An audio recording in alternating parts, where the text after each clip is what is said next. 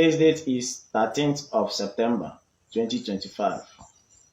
Good morning, good afternoon, good evening, depending on your time zone and location. Watch this video I'm going to show you now. Look at the people that cause every damn insecurity in Okigwe Street. This man now here is one of the people that brought a Bobago in our land. He's a politician. And this is a demand, just what that is a demand that the Biafra Liberation Army ask. Just a simple demand that they should remove the people at White House. They should remove those Bobago boys there. They should remove those stupid idiots there. They should remove them so that our people can come back home. So that our people can go to Ihube and come back.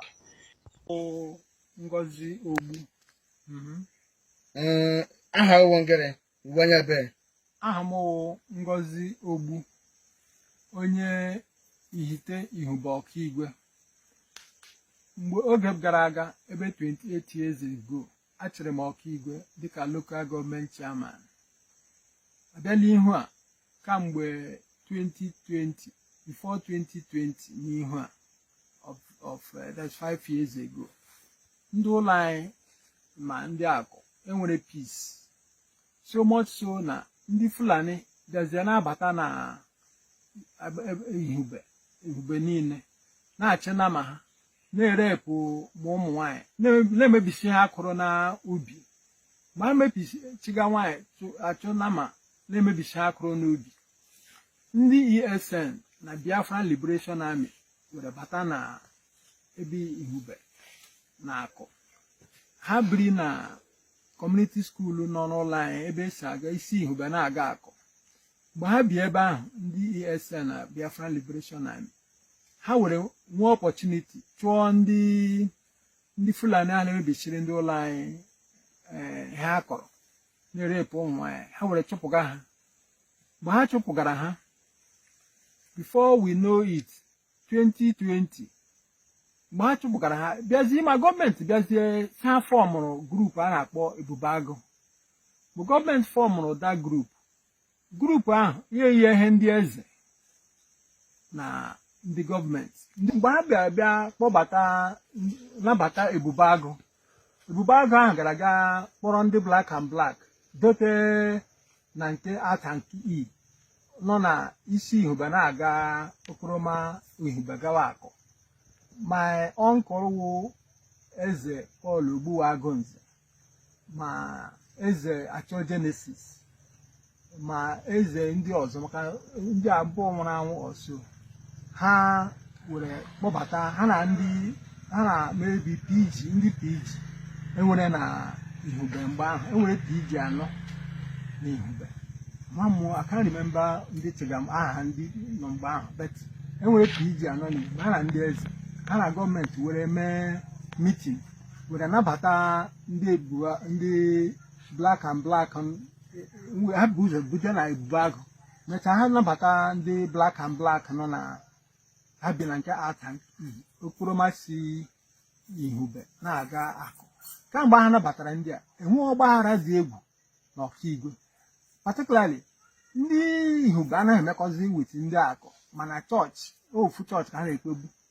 Ha na-emekọ ihe ma he chọọchị ma ụmụlọlọ ma ụmụawa Igbo ma ebe Agbaọvụ Ọkadịnachi ibi ma arọ ha. So ha na-enwezi nsogbu n'obodo a na-emekọtazi a na-enwe ezigbo ọgbaghara.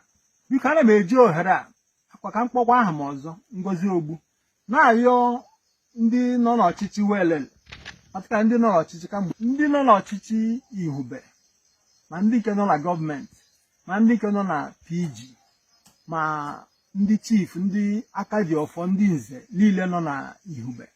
Ọ bụrụ unu chọọ nwa unu nwoke wụ Ngozi Ogbu chiburu Okigwe local government area alive within 4 days, unu ga-akpọfụga ndị black and black ahụ nọ na mpekele nọ ọhịa anyị na-akpọ nwa.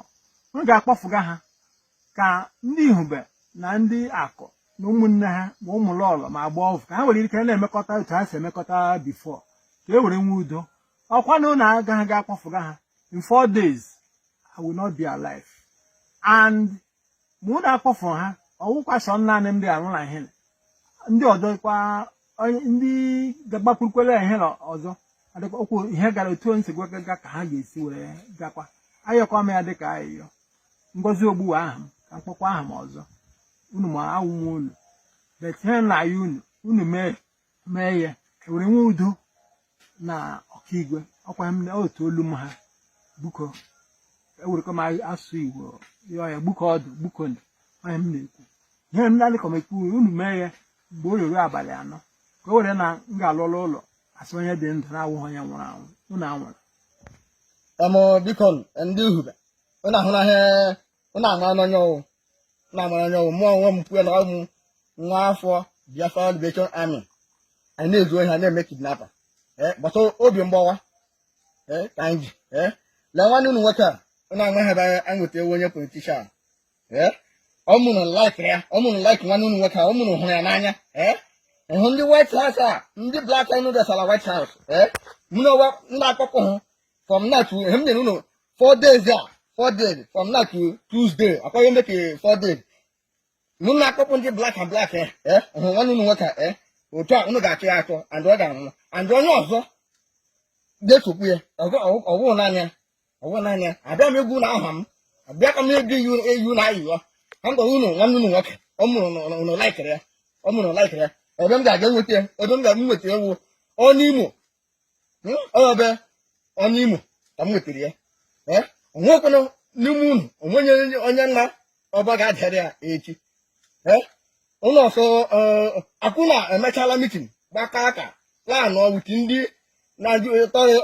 Nigeria terrorist ndị ebubo agụ niile ga-aga poison na